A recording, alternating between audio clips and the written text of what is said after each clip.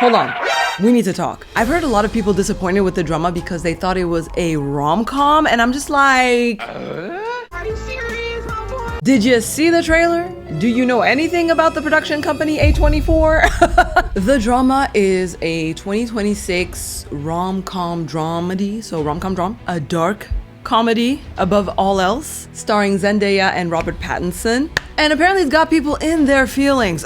Some people are saying this is a controversial movie. It really depends on your sensitivities. So I wanted to add my voice to the choir and speak on the matter because I think this is a really good movie, especially because of what it does, which is very A24 of the movie. It's not Warner Brothers. This is not like popcorn levity and I leave feeling hippity hoppity. No, A24 ain't about sunshine and butterflies. Okay. A24 is more like summer rain and mosquitoes. Okay. Or centipedes and cockroaches and ladybugs. It's a mixed bag. Hi, I'm M. Angel, and I'm breaking down the drama for you today. I'm gonna start with a non-spoiler review and recommendation for people who are maybe wanting to dip their toe in and they don't know yet. I'm gonna tell you what I thought about the movie, and then we're gonna get into the spoiler review where I'm going to be talking about the plot, talking about the drama itself, all the dramas, so much drama, breaking down character behavior, and giving relationship advice and just exploring the topics in general, because I think there's a lot to talk about and I'm curious to know what you would think of my perspective. So there's going to be a little bit of love coaching. There's going to be a little bit of sociology exploration. It's going to be a fun time. Consider this your podcast of the day. Let's go. The drama, non-spoiler review. Like I said, it's a movie featuring Zendaya and Robert Pattinson, directed by Christopher Borley, who apparently comes with a bit of drama himself, which is also part of the controversy. I will get into it in a moment. Before I talk about my impressions, I will try to summarize the movie quickly. If you know me, you know that brevity is not my strong suit, but here we go. The drama follows a couple, Zendaya and Twilight. They're engaged and they are days, maybe weeks away from their wedding. They're preparing, the vows, the last minute things, photographer, DJ, etc., etc. One night at a wine tasting, they sit down with their besties. It seems like the dude is the best man. He knows Robert Pattinson's character, and his wife is the maid of honor. So the liquor is flowing and the tongues get loose. And the couple of honor shared that before their wedding, they did something crazy. They told each other the worst thing they'd ever done. Just to be transparent about, hey, this is who I am, or was. So after insistences and hesitations, they get into it, and each person divulges the worst thing they've ever done. And Zendaya's character shares the worst thing she's done. And things get a bit awkward. The maid of honor is extremely distraught by this news, takes it very personally, does not like the vibes at all, and everyone else is left kind of confused and dealing with this information, including the groom. So fiancé Twilight, during the rest of the movie, is kind of basically grappling with this information, coping, trying to make sense of the person he sees before him, the person he's grown to know, and this information that she's kept from him that is pretty big. And yeah, he's just struggling with whether to forgive her or not. How does he see her moving forward? Do they even go through with the wedding? And being in that stressful environment, you add on top of that the stresses of preparing a wedding and being days away. More drama ensues from it, obviously, because movie. And there you go. I summarized the movie in like 5 minutes, not even. I'm so proud of myself. Look at me in growth. I will get into the spoiler synopsis in a minute, but first let me tell you what I thought about the movie itself and whether or not you should watch it if you haven't seen it yet. I thought the movie was entertaining. I'm a person, dark comedy, I kind of like it. Honestly, the humor reminded me of The Office, but times 50.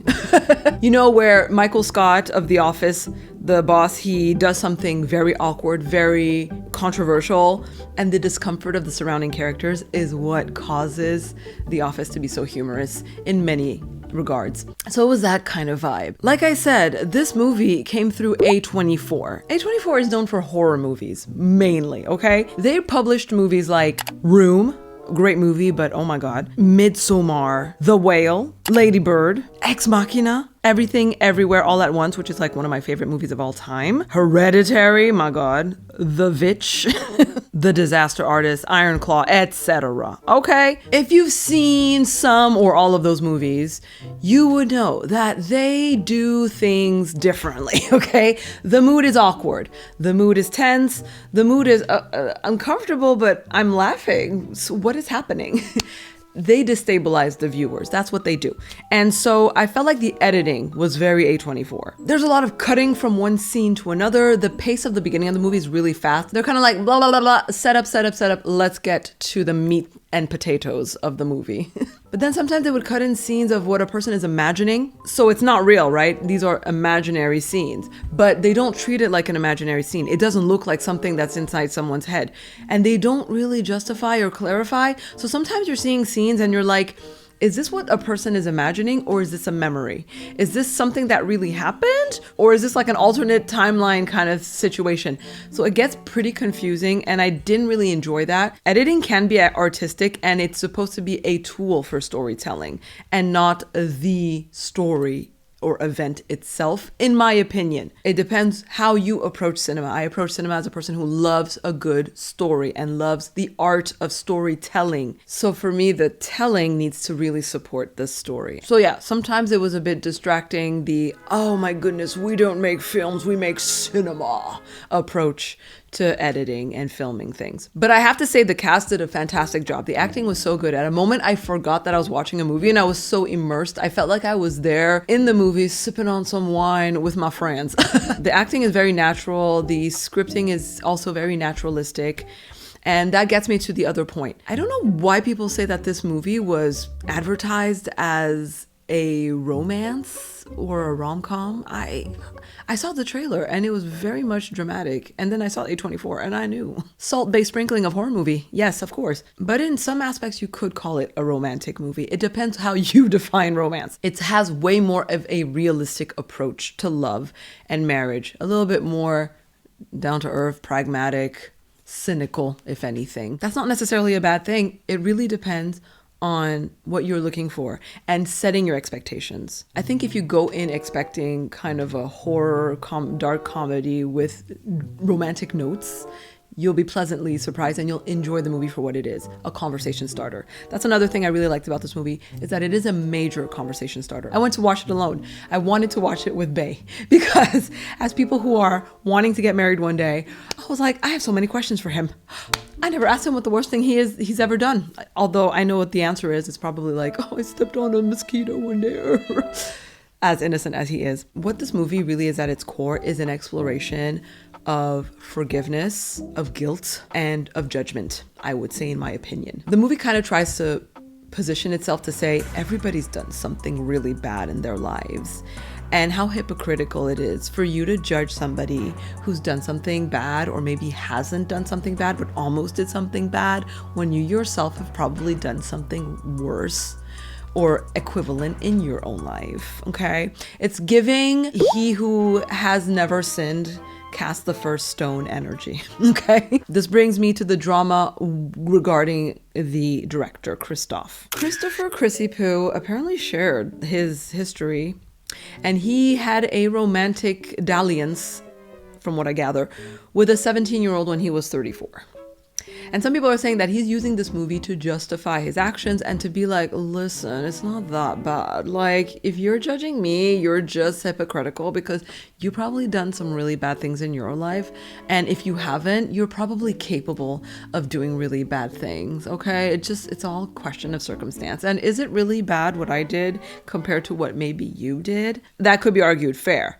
However, what I think is more important in all these discussions is context and nuance, which I think is what the movie is also bringing to us. I believe that some people will understand where Zendaya is coming from when you see what she did in context. Given my background, my history, I could sympathize with the character and what led that character to the drama in a way that some people may not if they've never experienced, I think, or cannot put themselves in that character's shoes. And it's interesting because I did talk about the movie with some friends, and for me, what The Bridesmaid did is 10 times worse. And I talked about it with a friend, and she actually felt like, oh, but I understand where she's coming from given her situation and the context of the bridesmaid situation. So I thought that was a really interesting discussion, because I did not expect anybody to defend the bridesmaid. So it really spoke to the fact that this is actually a very nuanced movie, and in the end, your personal experiences, your trigger points are going to color how you perceive the movie and who you agree with, who you disagree with, which makes things very interesting. And move forward, giving people grace that maybe context matters. But at the same time, that being said, I still stand on, I have a notion of right and wrong, of good and bad. And I err on the side of somebody who's trying to be a good person. It's not a perfect person. I said good. Not perfect, not the same. And in this movie, I feel like a lot of the characters were just not exhibiting good person behavior. I'm gonna dissect that in the spoiler review that I'm getting to soon. So to wrap up the non-spoiler review and my recommendation, I do recommend this movie if you want a conversation starter of a movie. It is entertaining, it's well acted, well written. It's funny, but in a dark humor kind of way, so you have to know what kind of comedy you're sensitive to. And yeah, I would say just manage your expectations. We're dealing with A24, not Warner Brothers. So go in with that in mind and you won't be disappointed. And yeah, I would say go see it with your partner, go see it with some friends, because I think it does spark very interesting conversations. That is my 2 cents, the non-spoiler version of it. Let's get into the spoilers, shall we? Right now. The drama spoiler recap. So what did they do? We have a couple preparing for their wedding, okay, preparing their vows with their friends and their bridesmaid and people. Charlie, played by Twilight, is talking about his vows with Mike, and he's gushing over these things about her. She's a horrible person, but I love her. No, I'm kidding. He's British, which matters. And in a very British way, his vows are kind of like, oh, she's insensitive sometimes. It's hilarious. She has a weird laugh. It's endearing. And it's like, for me, in my perspective, it's so British to take something negative and be like, oh my God, I love the worst parts of you. I love the things about you that I like criticize you for or tease you about. Oh, I love it. Like I said, Emma and Charlie are preparing for their wedding. We're seeing scenes of how they met, a few scenes from the couple's life. And then we get to the wine tasting scene. They are with Mike and Rachel. So Mike is the first to share what the worst thing he's done, which is basically he was dating an ex. They weren't really on the best of terms. She had a temper. They were on vacation somewhere arguing. There was a dog around, and his girlfriend was kind of kicking at the dog, provoking it, kind of fighting back with it for barking. And the dog got aggressive and started kind of biting, trying to bite her. And he used his girlfriend as a human shield to put her in between him and the dog so that she would be the one to get bit and he would be safe. Okay, that's not the best behavior. He was clearly very uncomfortable about it, so you could tell that there is a lot of remorse there. And yeah, no, not his proudest moment. You felt that from the way he was telling the story. Then he tells his girl Rachel to share. She doesn't want to, but they insist, and she shares what she did. She says that when she was younger, from what I gather, I'm trying to remember, I'm sorry if I don't get it 100% correct. When she was younger, like 12 or 14, she had a neighbor, the kid, he was slow, she said. And he would come over and like want to hang out with her because voila quoi. I've had weird neighbors throughout my life, and they would come and try to hang out with me for some reason. She says one day he comes over, the kid, and he tells her, hey, I found an abandoned trailer in the woods. She was bored. She went with him for some reason. It was a disgusting sight, beer cans everywhere, prawn magazines on the floor. She noticed that there was a closet in the trailer, so she dares him to go into the closet. So he goes in and she locks him in, and he starts screaming, screeching, yelling, like having a panic attack. And I would expect if you're on the spectrum, it's even more intense, the way you experience fear and the unexpected and the unknown. So he's freaking out. She gets scared and she goes home. The father of the kid comes to her house that night and asks her if she knows where his son is. She gets scared again and she says nothing. It's not clearly stated, but she alludes to the fact that it's okay. I mean, they had a search party and eventually they found the kid. So he spent at least one night in that trailer. I don't know how long it took them to organize a search party, but it took them a while to get to him. What I found interesting was her reaction, which we will get into later. The way she was just like, it's fine. He didn't die. He's fine. Oh, brother, this guy stinks! Okay, so then we have Charlie. He can't think of anything. Not really. But then he eventually remembers, oh, I cyberbullied a kid to the point where he had to leave the school and his family moved. Well, I mean, I don't know if it's because of me that they moved. Maybe they just moved because, they had to move. But he was laughing so much that I don't know if that was serious or not. I don't know what he calls cyberbullying. We never get into it. And given who Charlie is portrayed as, like this really sweet guy, this very kind of timid guy, I would have interpreted that character thinks like just cursing at somebody online or sending a message being like, you're a poopy head. For him, that's like, oh my God, I was a cyberbully. He doesn't seem very offensive and he never gets into it and they never push him on the matter. So we don't know much more than that. Was it real? Was it not? Like I said, that's the thing with this movie. They blur the lines between lies and imagination and people saying things, but they're not serious, and then the truth. So you're kind of left like, what was that? Okay. So finally we get to Zendaya's character, right? She's apparently very drunk, which is a factor in how comfortable she felt. And she probably heard Rachel's story and was like, oh, we're really sharing the darkest of the things we've done. All right, that's great then. She tells people that as a teenager, she almost committed a mass shooting at her school.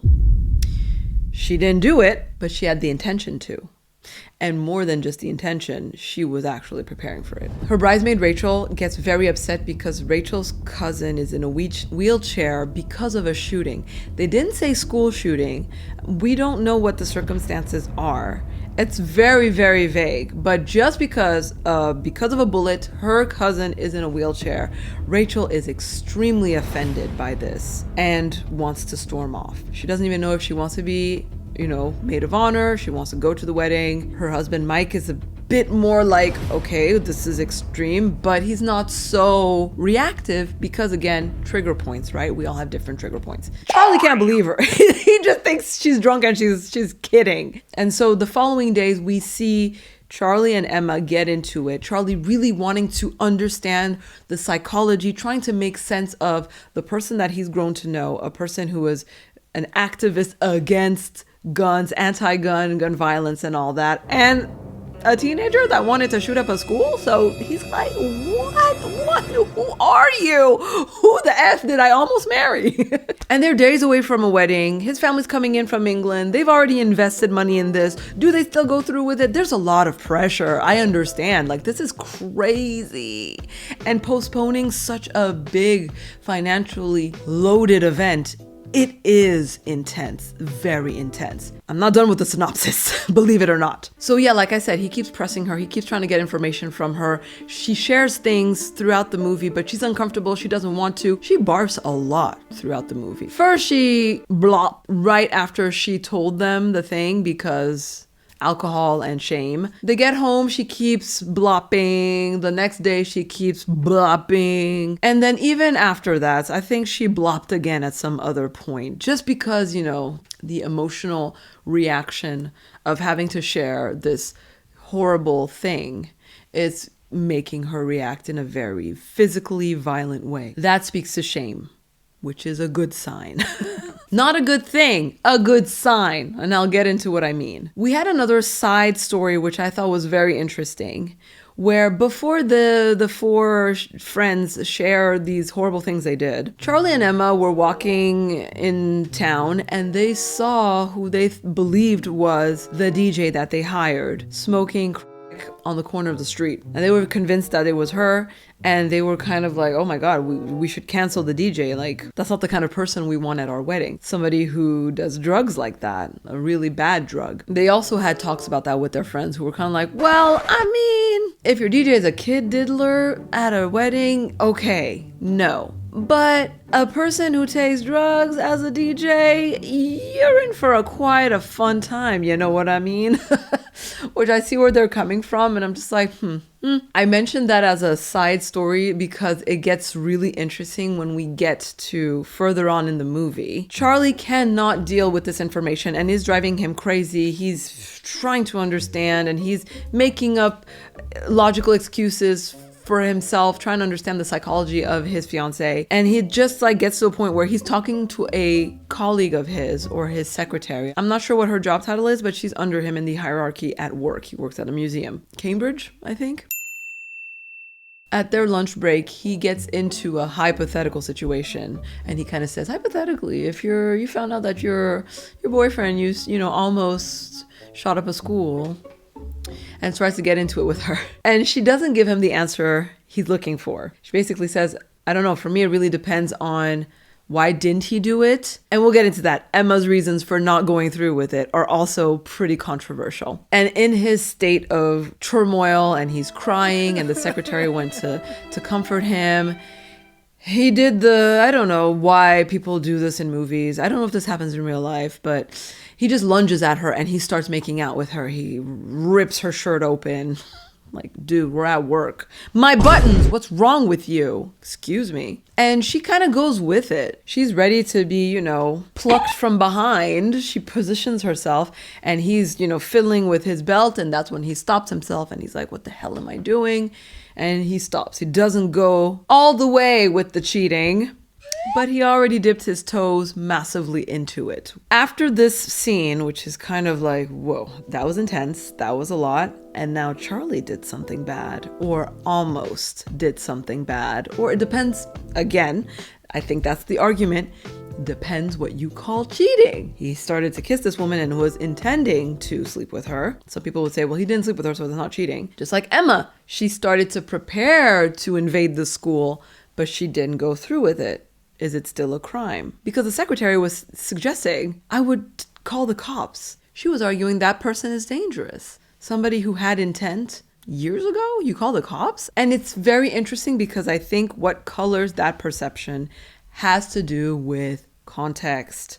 And we'll get into that. I'll get into that in a minute. Let me finish the synopsis.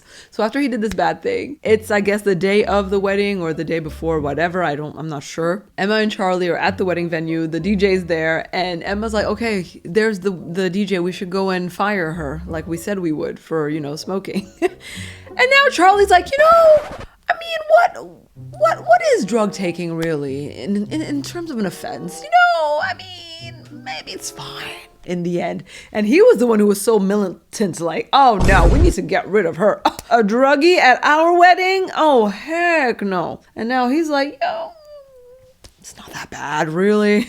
Because he has done stuff that he's not proud of. So now he has nuance. He has compassion. His circle of acceptance and tolerance and forgiveness has extended because he wants it to extend to himself, which is a very human thing. But Emma goes through with it. She kicks that girl to the curb. So then we have a very dramatic wedding. Oh Lord, my goodness. I'm not going to go into all the details because there's so much that happens. The wedding is just a disaster. The maid of honor, Rachel, gives a very passive-aggressive speech. Emma overhears the secretary talking about somebody invading a school and she thinks, oh my God, Charlie must have told his secretary about what I did. She goes to confront Charlie and the secretary. The secretary blurts out, hey, he kissed me first, okay?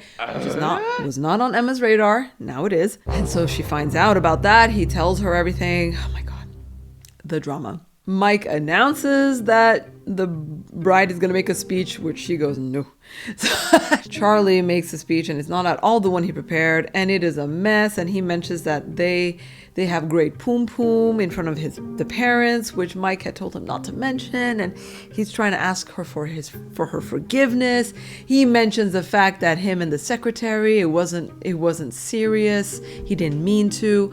The secretary came with her bodybuilder of a boyfriend. Okay, that man does CrossFit. And he's finding out about this and he's like, excuse me, what? At some point, Charlie gets pissy with them and it's like, could you guys shut it? You're making noise. And I'm during my speech. Homeboy gets up and goes up to him and he's like, did you SA my girlfriend? I didn't really SA her. And the boyfriend bops him in the head with his head and breaks his nose, I guess, because a gushing of the ketchup all over him. Emma is distraught by all of this. She runs away from the wedding. The end of the movie, Charlie's looking for her. He's trying to call her. He's not getting through to her.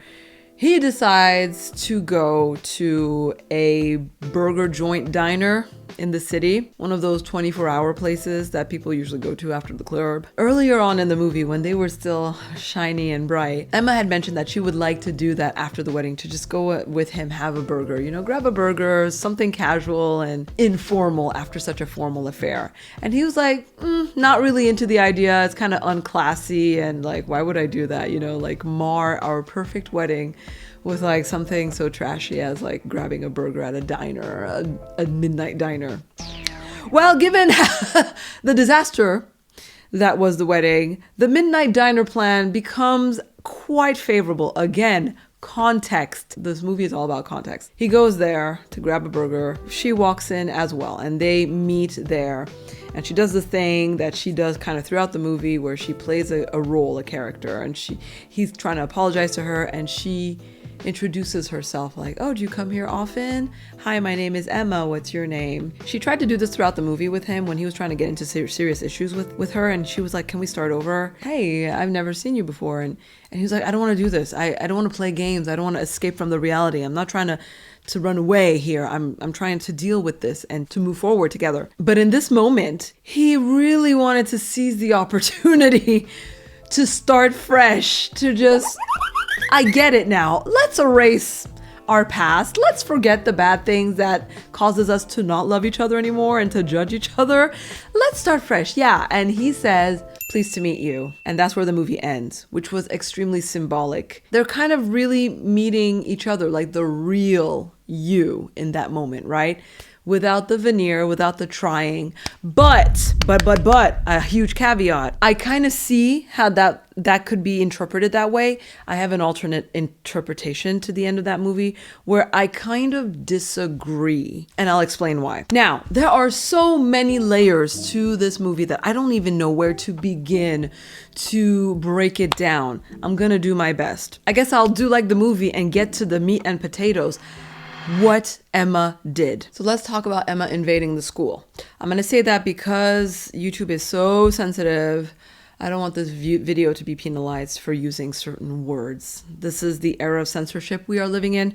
You got to find workarounds. This is why I say the context is important, because I personally could see where she was coming from, the way she explained the thought process and the events that led her to wanting to bop up her school. We're dealing with a military kid. She moved around a lot. She entered a new high school, a new city at 14 or something, like a high school. That's hard to come into a new high school. She's a mixed race person, a girl, teenager, in a new high school, majority white, okay? These factors are important.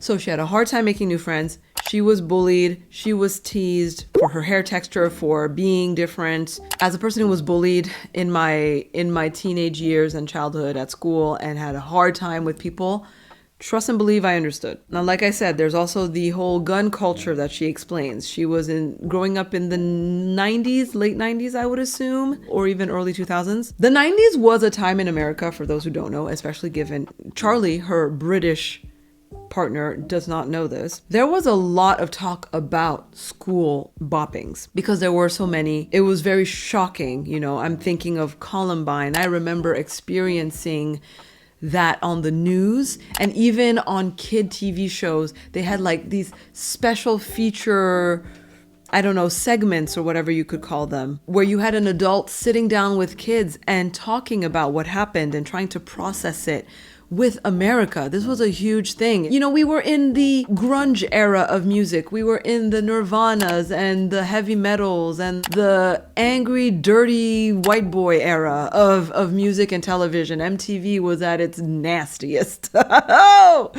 So there was a lot of imagery on TV as well of unaliving and, spiders and darkness and evil was just kind of popularized. And pair that with America and gun culture. And she's a military kid. She has rifles in the home. Her father is comfortable with weapons. She's an angry kid. She said that she was attracted to the iconography, the persona of the kid who bops up his school. She thought it looked cool. The goth military aesthetic, that strength and power through firearms. You know, I understand what she's talking about and where she's coming from. Plus the fact that she's a girl, which it was very rare, not inexistent, but more rare for women to conduct mass poppings. And she's mixed race. So a person of color, even rarer, because we were very used to sad white boy. Those are the type of people who go up and do these kind of acts, right? So it just made her feel special and different. It made her feel powerful. And like I said, as a person who experienced bullying, you have this feeling of being so rejected by people that you reject them. Personally, and I'm getting very vulnerable here, this led me to wanting to and sort of attempting to take my own life. Because I had such trouble with making friends and I was bullied for being chubby, I was bullied for not having friends, I was mixed race, so I wasn't white, I wasn't black, I didn't fit into any groups, lots of stuff. So I understand how children can be cruel, and that cruelty makes you as a child, as an insecure child with an absence of family home. That's also a factor they didn't talk about that they showed. She was home alone a lot, it seemed. She was taking care of herself. Where is that aspect of family home? I was also in a very tumultuous, unhappy household. So you're unhappy at school, you come home, you're unhappy. That's a lot for a teenager where you're at your most sensitive and your most emotional. For a lot for a preteen or a teen to experience. My inclination was to eliminate myself. Her inclination was to eliminate others. My point is that these bad feelings lead to somebody's gotta go. So I understand the context of this character's feelings. Then we get into why she didn't do it, which is also a very other interesting layer. She didn't go through with it because apparently there was another popping that went off at the mall nearby. And since there was an invasion, before her invasion, it wasn't cool anymore. She didn't want to be a copycat. And from the mall invasion, there was a kid in her grade whose life was taken. The school had all of these like meeting with the kids and the teachers and adults to process their feelings and talk and come together and be united in the grief. And they did these exercises where the kids had to like be standing face to face with another kid and just see each other. And that's when Emma's character is looking at, I think it's a girl who was teasing her or bullying her. I'm not sure if it was the same girl. She starts to break down and cry, and the girl in front of her like hugs her. You know, she has a moment of compassion, and she kind of gets swept up because she's a person. Hey, do you want to join our group? We're kind of, starting this anti-gun initiative. She joins the group, and one of the kids even says, oh, Emma should be our spokesperson. You should speak for the group because you're very eloquent and, you'd be a great face for the group. She gets a compliment, she gets seen, she gets validation, she gets belonging, the sense of belonging, and she takes to it like a dried up SpongeBob near a drop of sweat.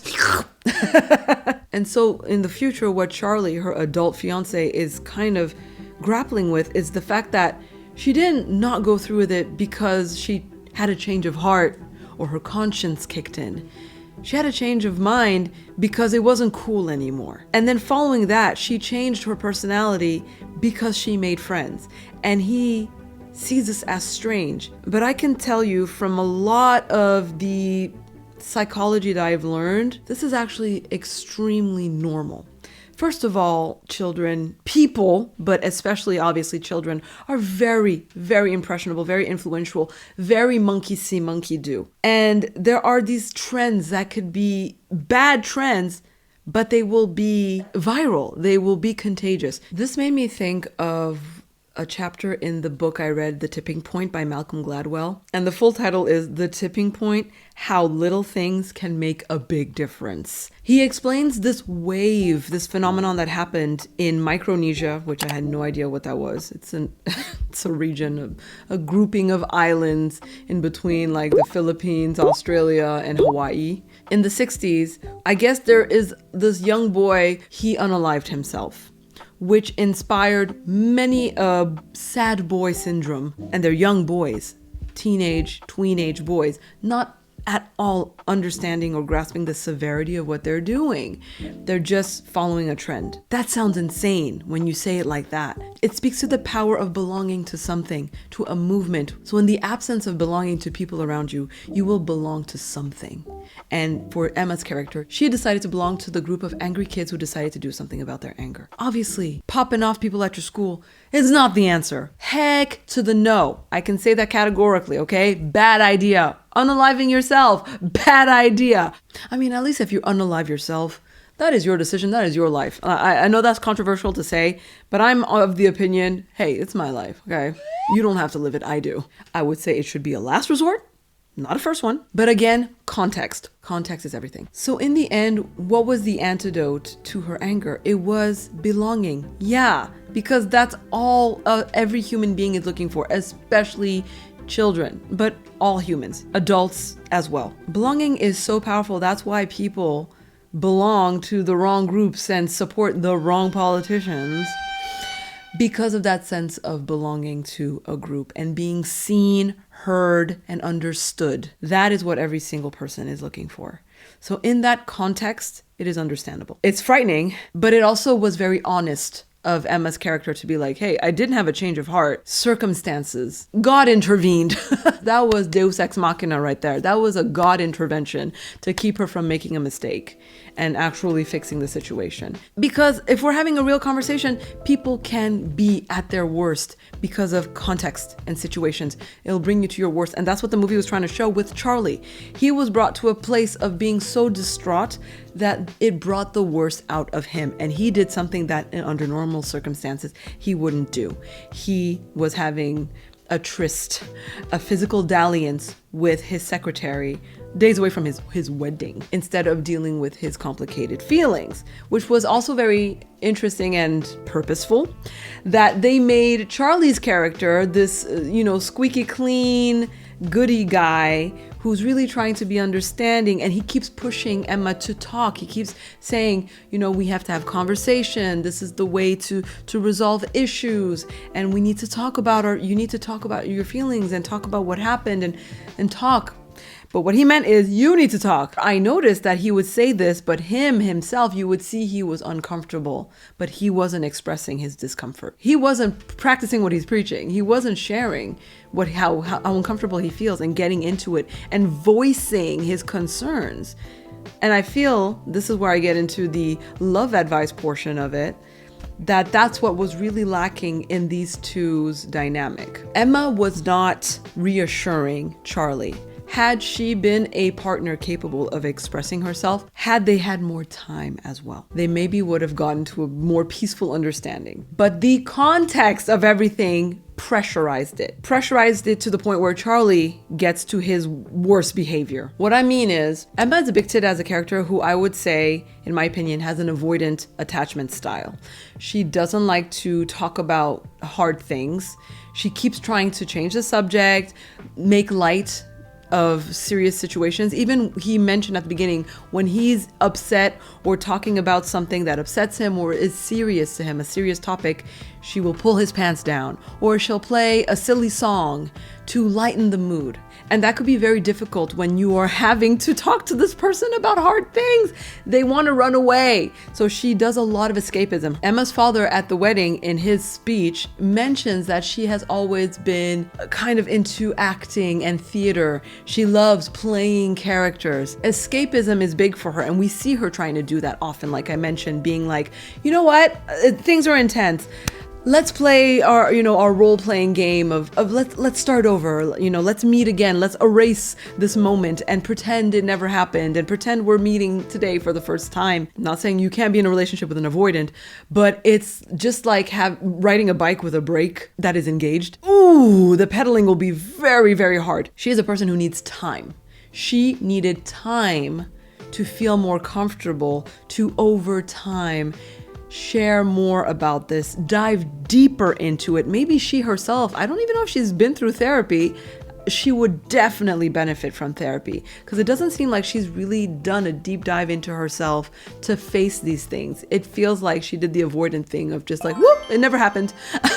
I changed my personality. I became a new person. I really tried to improve my behavior. I became very anti-gun. She threw her dad's rifle out into the swamp. Don't do that. That's pollution, bad for the planet. Yeah, it's just like Charlie wants to know whether or not he should marry this woman within like a week. So for them, they definitely needed time to dive into this. Second of all, if anything, what Charlie should have pressed is, okay, we need immediate couples therapy. We need an emergency session so that we can both process this information. I mean, if you're really trying to speed the process, bruh, go to a professional. Involve somebody professional in this dynamic. You're not going to get to it just on your own. Y'all don't know what you're doing in terms of communication. You both are lacking in communication. So that's why I was like, Charlie was hypocritical because he was really trying to get her to talk, but he wasn't talking either, which is why he had all of this pent up tension inside of him, and it exploded in a very sensually aggressive way, because he was also sensually frustrated with her. He couldn't get it on with her anymore because this blockage, it's a blockage, it's an emotional blockage. So it obviously translates into a physical one. Had Charlie been with somebody a lot more vocal, a lot more open, a lot more emotionally intelligent and mature, he would have been reassured, because I think what he wanted to hear from her is, here's what happened, here's the context that led to this, here's what you should know about the era, the 90s, gun culture for kids, bullying, being mixed race. And even if he doesn't understand, just saying, this is what happened, here's who I am now, this was horrible, I regret it so much, I'm extremely sad, and I wish that a change of heart had been enough to change me. Unfortunately, I was in such a dark place that the ball was rolling, and that natural change of heart wasn't gonna get me out of the spiral I was in. And I think had she really said these kind of things and reassured him, like, I've changed, I am not that person anymore, I've actively transformed, he would have been reassured that, okay, I'm stepping into a marriage with the person I know today is not an accident, is not a lie, is not a facade, is not a carpet on top of a pile of dirt, it's not a mask. This is an intentional person who has dealt with those bad feelings, has figured out who she is. That's what he was looking for, and that's not what she was giving. So I completely understand the turmoil that he was experiencing. So instead of having this kind of conversation, she was giving him pieces, but then not explaining it further, trying to change the subject, barfing, just trying to run away, trying to let's play a game, or even making light of the situation where she was making breakfast or something in the kitchen, and she had the knife in hand, and she went to the bedroom to talk to him with a knife in her hand, and he got startled from her entering the room that way, and she's kind of like, what, are you scared I'm gonna stab you or something? And she kind of flinches at him, pretending that she will. And I was like, girl, that is insensitive and stupid. You're upset that this person is upset over something that you almost did or were very intent on doing that is very serious. You do not have the right in that moment to minimize his reaction or his feelings about this. You've had years to process what the person you were and what you went through. He's had minutes. Take yourself out of the equation sometimes to be like, how is this person going through this situation that I've already had the time to go through? And they are just learning about this, you know? I think that she could have used a lot more maturity and grace, but that's what I'm saying. We're seeing some emotional immaturity. That's not like a death sentence, but it's definitely like y'all need some coaching and some therapizing before you go into a marriage, a relationship, and a ship on the ocean of life together. Oh, honey boo boo, y'all, your ship has a lot of holes in it. It's not a good sign. Adversities happen in life and they happen in relationships, and that's where strong communication skills are crucial and essential. If nothing else, develop those. And like I said, Charlie's part in this was not expressing when he was uncomfortable, not really facing it. She confronted him about him throwing away a mug that he had that had a gun on it, and it said like, coffee now or I'll shoot. He threw that mug away because obviously, right? He was like, there shouldn't be any weapons in the house. I don't want to trigger my crazy wife. She confronts him about it, like, did you throw that away? And he denied it. Are you serious, my boy? So you wanting her to be transparent and honest with you, but you're not capable of giving that to her? What kind of hypocrisy is this? That doesn't help. You should have told her, yes, because I'm uncomfortable. I'm not getting what I need from you. I'm not trusting, like, should I go through with this wedding? Undoing the wedding right now would be very costly. And I'm not sure to what extent what I learned about you warrants a cancellation of our relationship as a whole, or just slowing down and needing to get it to know each other, because it is a betrayal. I didn't mention this, but she has a hearing problem. She can't hear in her right ear. She can't hear in her right ear. She told him that it was a birth defect. But then we learned that it's actually because when she was practicing with her dad's rifle in the woods, she popped the thing too close to her ear and it burst her eardrum. So she lied about this. She never told him about her dark past. You don't want to go into a marriage with this on the table. It's like, I don't know you in the end, because you haven't been transparent with me. You haven't shown me all of the colors of your personality. A strong marriage is a transparent one. I'm not saying you'll know everything about your partner, but this is the kind of serious stuff you should know about your partner. Huge, life-changing, person-shaping events are absolutely important to share with your partner, and giving them that grace and respect of letting them choose for themselves whether or not they want to be with you. The good, the bad, the ugly, the beautiful, all of it, all of you. And I know fear keeps us from sharing all of us with our partners, but that doesn't help you.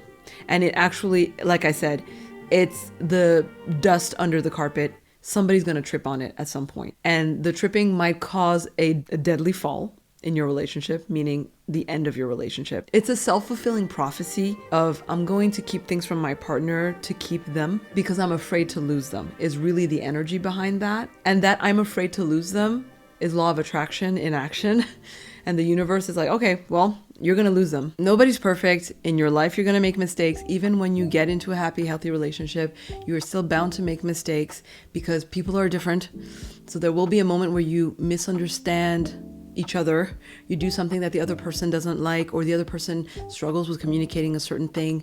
Life happens. It's important to communicate properly. You could tell that she was obviously distraught, but I don't feel like I saw enough guilt. It could be maybe because she didn't express it, and I wanted to hear her express the I feel bad for what I did. I didn't know if she felt bad because she was afraid to lose Charlie more so than she was regretting what she almost did. That's where I feel like it wasn't clear. Maybe I would have to watch the movie again to get a sense of that. But in that context, I think if in real life, if you are facing a person like this, that is very important to pay attention to. Are they regretting that you found out? Are they regretting that you might leave them? Because that's what she kept saying. You don't want to get married anymore? I wish if I knew you would react like this, I wouldn't have told you. Like, what are you saying? So you would just keep lying to me and you're comfortable with that? Those are red flags in a person, because that doesn't point to somebody that's wanting to be honest with you, that is comfortable with the truth, uncomfortable with lying, and that is wanting to be forthcoming, not just honest. Honest is like, okay, I'm telling you the truth. Forthcoming is, I'm telling you things I don't necessarily need to tell you, but it's the right thing to do to give you this information. She wasn't forthcoming, and she didn't seem to be comfortable with that. For me, those were the red flags. And if you are faced with a person like this, you don't marry that person. I already managed to not tell you certain things about me. I already managed to lie to you about certain things. Now we're married, you're locked in. Whew, I can lie even more. And the more it's a snowball. The more they start to lie and they get rewarded for it because they get away from it, the more they will just keep lying. If you're comfortable lying, be with a liar, enjoy, being on the same energy wavelength. Some people want that. But if you are a person who wants somebody transparent and forthcoming because you are this way, then look out for those signs. And in my opinion, that for me was the most worrisome part about Zendaya's character. It didn't come across as though she regretted what she did from a ethical, moral stance. It really felt like she was just afraid to lose him because he found out about her past. And it could be just that she had those both feelings. She could have been feeling those both feelings at the same time. So obviously the I'm losing him is more prominent and scarier because the other feeling she's already been living with it. Like, I regret that part of my life and I put it behind me because I'm really ashamed of it. But yeah, I think he wanted to see that other side more. And Charlie, again, we see him as well. He lied to her about the mug. He lied to the friends. She didn't see this, but we see him lying to the, Rachel and Mike about why Emma almost popped up the school. He tells them when she was very young, like 8 years old or 10 years old, her friend was in a car crash and she saw it and that traumatized her, and that leaves a scar. When no, he fished that information out of her. She did mention that she lost a friend when she was very young, but she didn't witness anything, and she herself doesn't acknowledge that having been a traumatizing factor in her life or event. And he's just wanting that to be the reason. He's like, I think it affected you more than you know. And she's like, no, not really. So it's like, honey, boo-boo, you want it to be the reason, but I'm not sure it is. Could it have impacted her in a way? I'm pretty sure it was a drop in the bucket of loneliness. Losing a friend that young, of course it hurts, especially the way she lost a friend. In the giant soup bouillon that is the brain and the emotional body, yes, that is the kind of thing that will impact you and add to her anger. But again, the whole of the context. It's not just one thing, it's everything. So then we have Charlie's character. Like I said, he's also kind of guilty of wanting to see her in a certain way for his own purposes, and there is a selfishness to that as well. He exhibits lying, he exhibits just rationalizing for his own comfort and not seeing things for what they are. So yeah, he made mistakes, but at least he tries to own up to them and he tries to apologize. And he did stop himself when he started to make out with his colleague. And I didn't really like that the movie went there to be like, oh look, he's a great guy, but he can also do bad things. I get what you're trying to say. I don't want people to extrapolate and be like, all good guys are secretly bad guys. But I do agree with the point they're trying to make, that context does influence behavior. And again, I really recommend people read The Tipping Point by Malcolm Gladwell, because it cites a whole bunch of examples where social experiments have proven that context will change your behavior, will heavily impact your behavior. There is a very famous experiment called the prisoner experiment. It's where they had a group of people. I don't know if they were students or just adult men, it seems. They were part of some kind of social experiment where half of them were prison guards, the other half were prisoners. And really quickly, these two camps embodied the role playing to a point of kind of losing themselves in the role. The prison guards got really mean and compassionateless, brutal and violent towards the prisoners, just because in their minds they're dealing with violent criminals that don't deserve compassion. And I think it took them like 48 hours. It didn't take very long. Now, if you put children in this scenario, it's even quicker.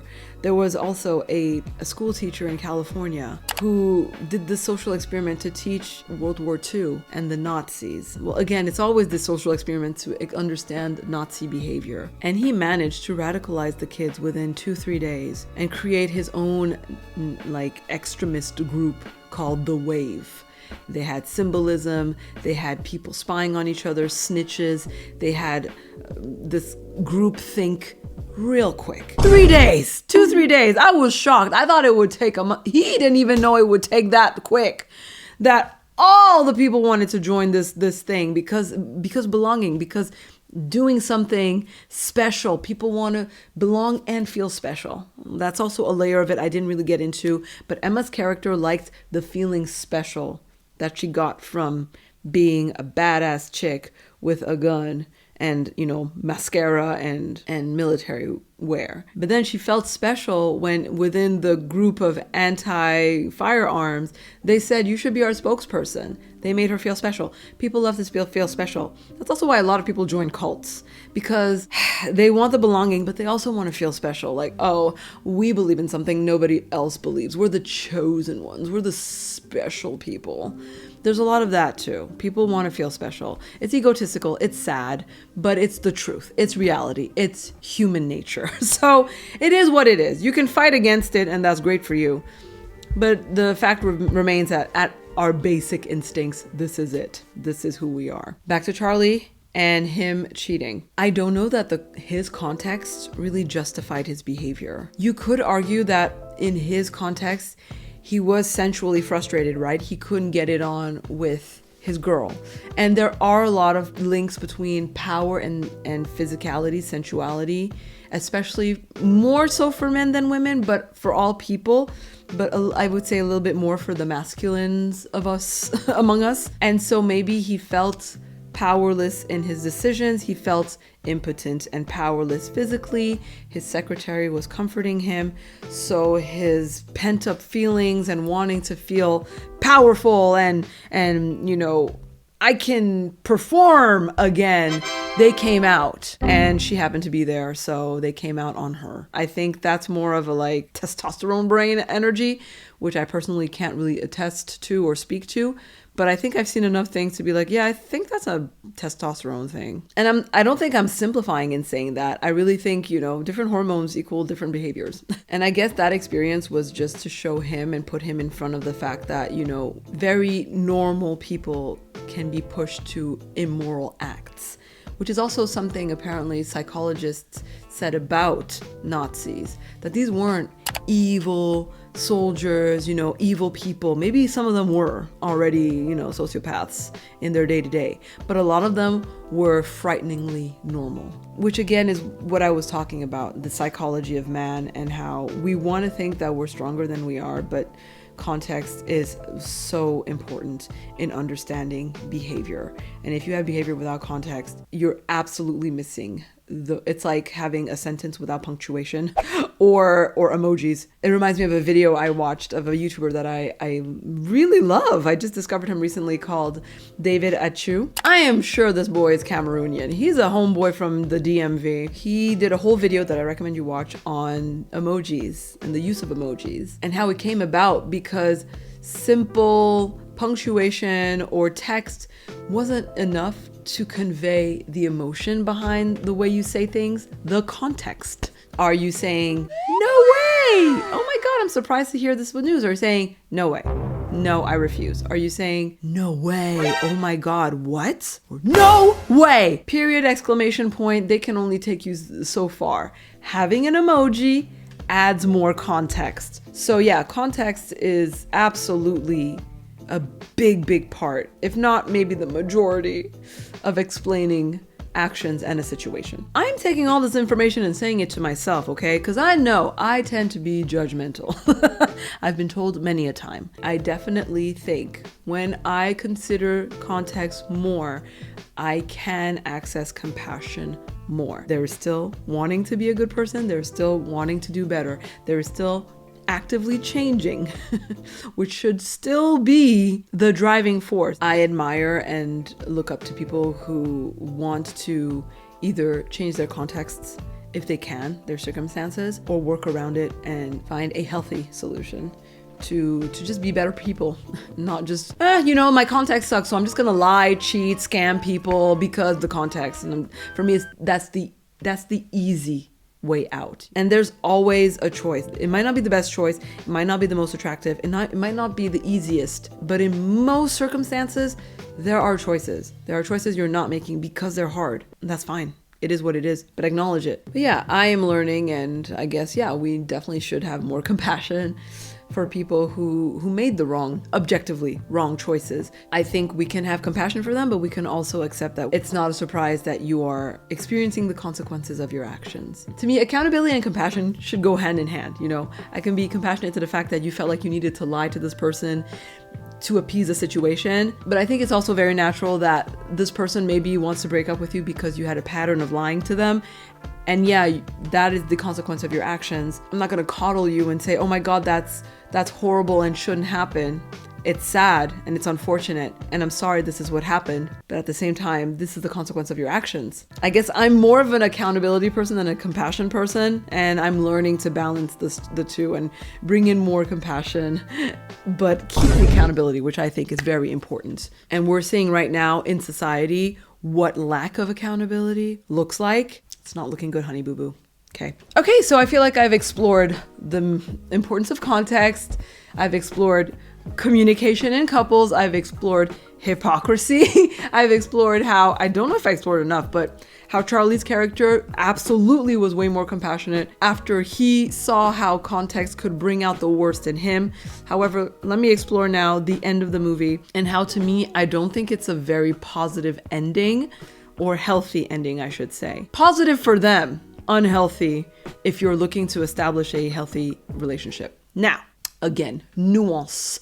Nuance is important. Like I said, at the end of the movie, the two characters are in the diner. They reintroduce themselves to each other and they want to start fresh. Nice to meet you. Let's just pretend like we're meeting today. All, soaked from the rain, bloody from the being headbutted. Okay. Delusion. Now, I agree that when you are in the midst of something very difficult, humor and bringing levity to a situation, it can be beneficial to a certain extent. These two were just faced with a disastrous wedding. Bringing humor to break the tension, that could be considered a healthy thing. As long as, after a good night's rest, you get up in the morning, sit down together and say, okay, we need to talk about what happened. And I think we need the help of a professional to do it. And then you go to therapy and you go into what happened. You figure it out, you learn from the experience, and you learn how to move forward in a better way. And you actively vocalize how you will do better and offer actionable steps to improving your behavior. That's what real change looks like. That's what growth looks like. Obviously, it's an A24 movie. That's not the vibe. But in the real life, that would have been a good sign. It would have been nice to see that for a healthy ending. It's entertainment, so we're not seeing that part. We're just seeing the humor part of, let's start over, let's forget that everything just happened. Okay, fine. But if that's all they do, and then they just move forward in their lives, acting like it never happened, laughing about the drama of the wedding, laughing about the drama of the circumstances, but never actually treating those feelings, honey boo boo, I promise and guarantee you down the line, more drama will ensue. Dust under the carpet, holes in your ship, your relationship. It's gonna sink. Obviously, you can only wish them all the best, but I have time and time again seen relationships with all of these holes and they sank. And I'm like, not surprised. I saw the holes. And then people hate on me for speaking the truth and for seeing these things before it happens. But okay. All right, then you want to cry when your ship sinks, but who was there to tell you, girl, your ship is going to sink if you keep rocking it like the way you are and you don't patch up those holes? Oh, you're so negative. Oh, you're so unsupportive. Oh, you lack empathy. Okay. Sorry, bringing my own personal feelings into this. Let me bring them back.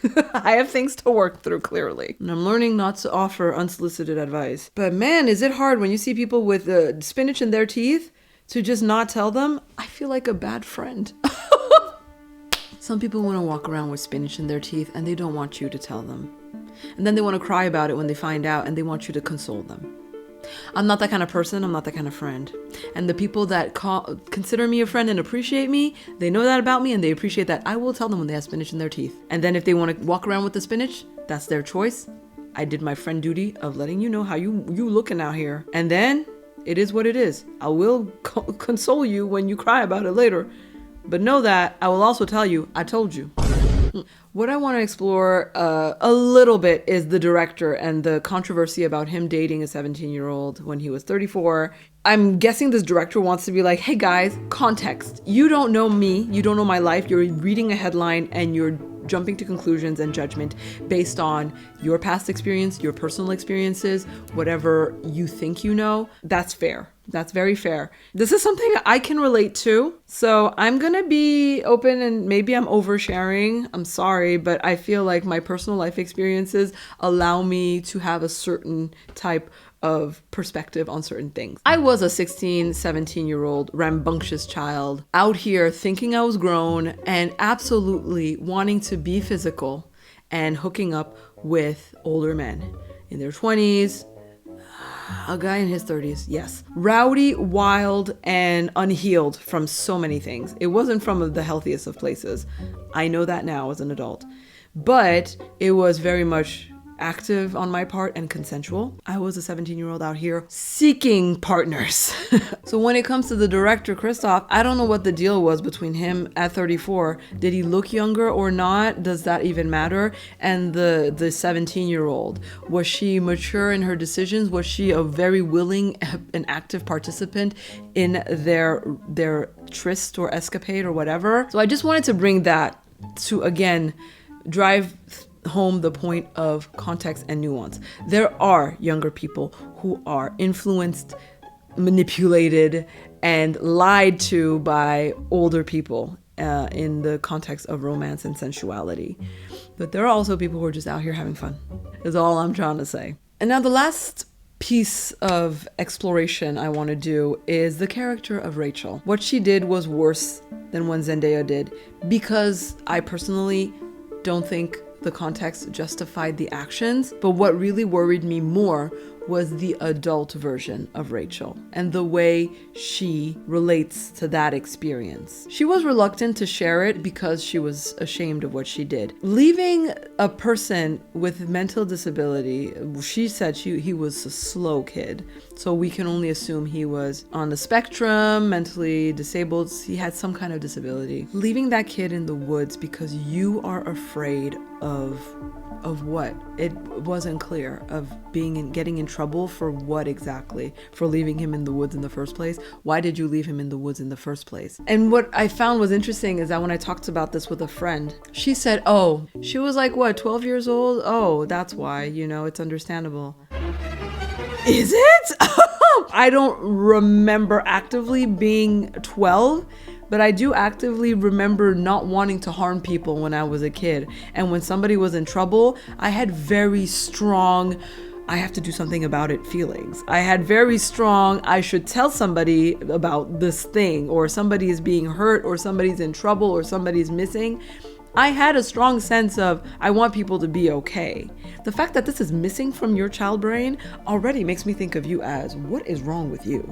How were you raised? Or what did God not give you at birth?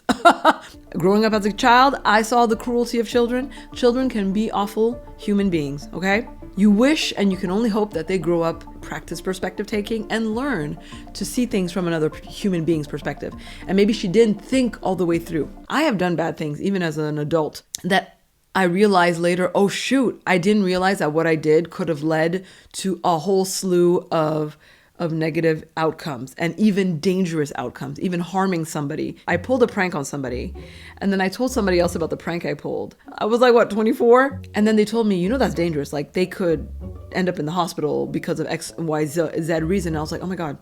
I only thought of like the Disney Channel cartoon version of that prank. I didn't actually think about the real life consequences of that prank.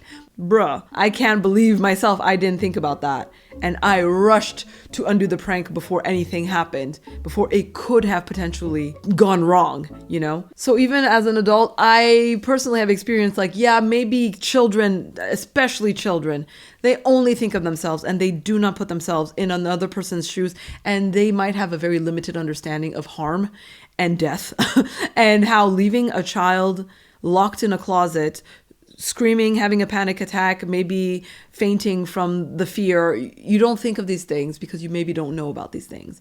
But it is kind of worrisome that you are a kid capable of this. I don't know. What are your opinions on that? But like I said, what for me was worse was Rachel's treatment of this information as an adult. She was minimizing it. She said, it's fine. The kid was found.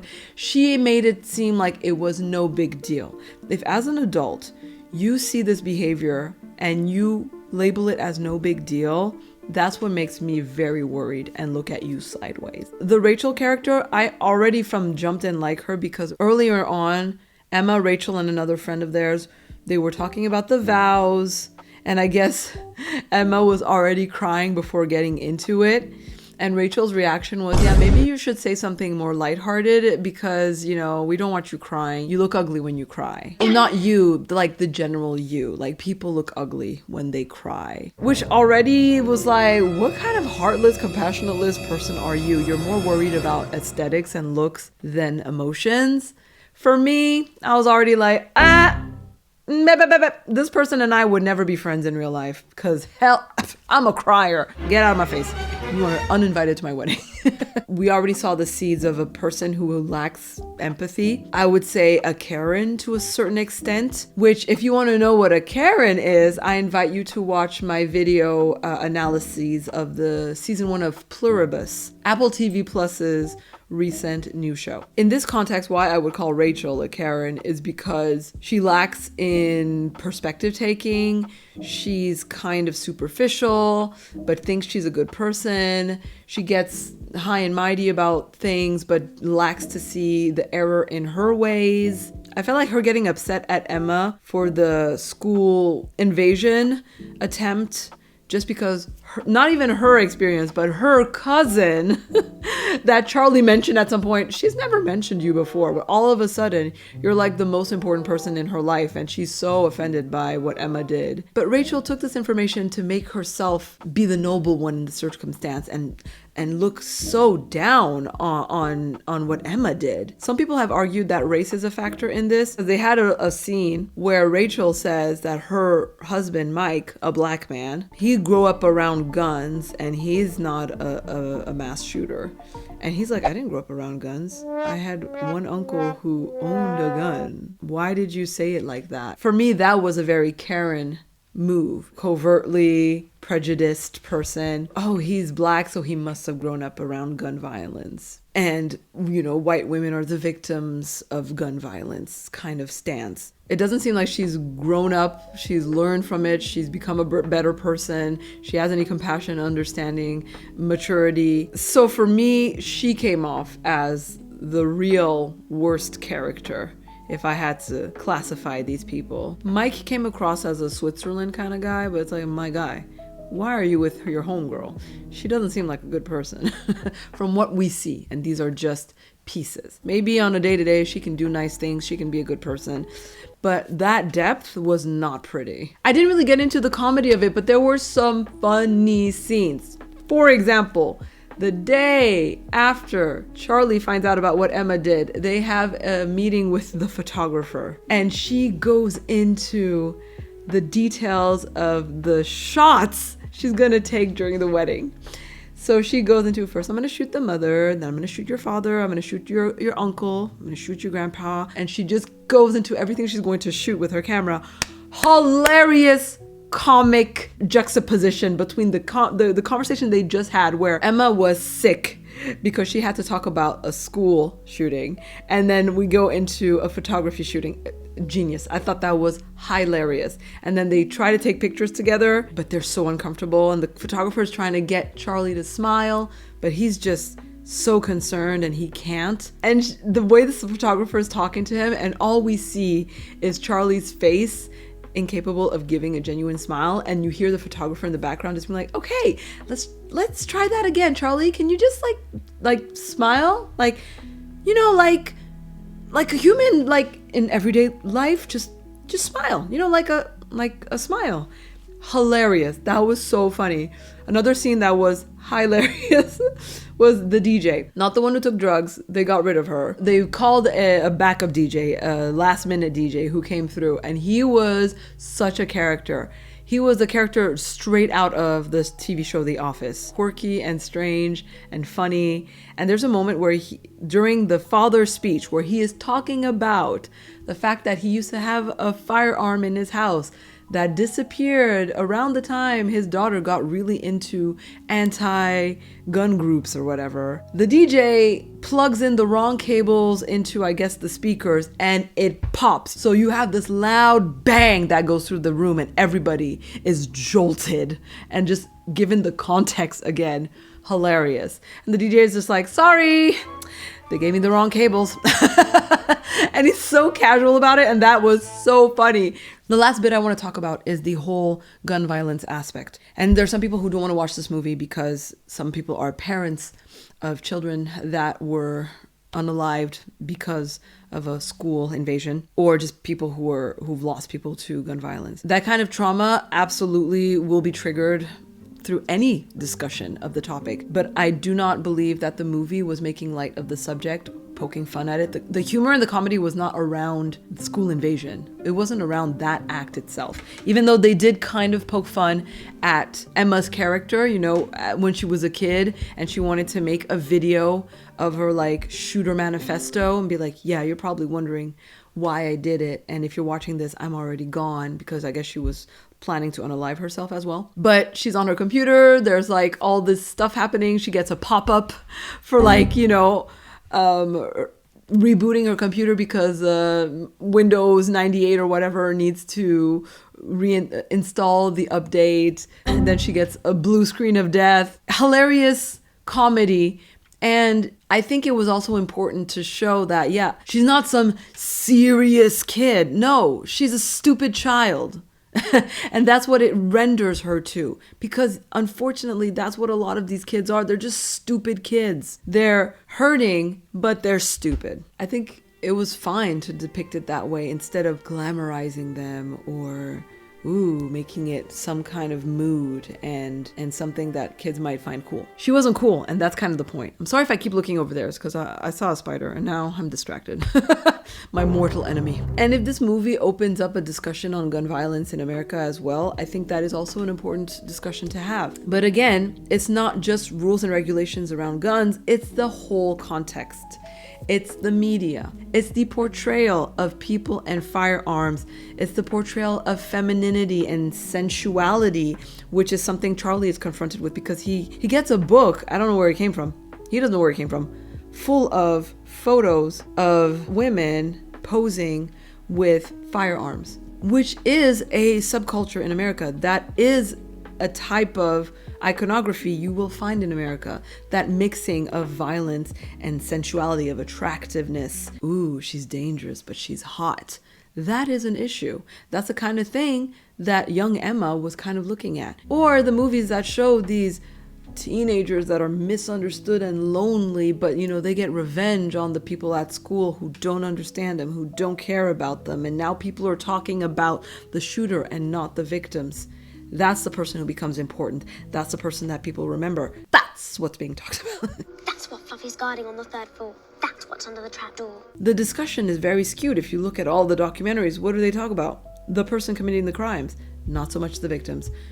So again, the context for a kid that feels like they don't matter and they're not seen, this kind of person seems to matter in society more. There is also the bullying aspect of things and the loneliness epidemic and kids being isolated at home and lonely and unhappy and not having people at school or feeling seen or loved. This is also something that's important. The emotional health of children and teenagers. These all are subjects that need to be paired with regulations around guns. I don't understand how America hasn't gotten to that yet. It's absurd, ridiculous, and disgusting, in my opinion, that a country where the legal drinking age is 18, whereas in Europe it's like 16, where you have to have an active, valid permit for a car. But then when it comes to guns, whatever. You can be a young teenager and you can go out into Walmart and buy a gun. No questions asked. Are you sick in the head, country? Absolutely you need regulations on them things. Them things are dangerous. Look at your country. Look at the amount of violence you popularize and experience. There's a problem. The least you can do is put some guardrails in place. Some. Would regulations have prevented a character from Emma from doing what she wanted to do? Some could argue no, because her father was the one who owned that rifle and he was in the military, so he has the right and access to these kind of weapons. We didn't see her relationship with her parents, so we don't know if she was raised to not use firearms. The context we were presented that impacted her more was the social representation of gun violence, the emotional neglect that she was experiencing. Those were the factors that weighed way more heavily on her decision to turn to violence and to choose that type of violence. Two things can be true. Yes, there needs to be more gun regulation in the US, but also there also needs to be a lot more discussions around mental health, family life, looking at what kind of images are being circulated, what kind of movies are being promoted, what kind of imagery is being allowed and sanctioned, and what is cool and what is being shown and what is being prioritized in discussions, in the news, in media in general. Those are the things. And what are your kids talking about and being exposed to? Parenting is also could play a huge part of this, Seems like she was an only child.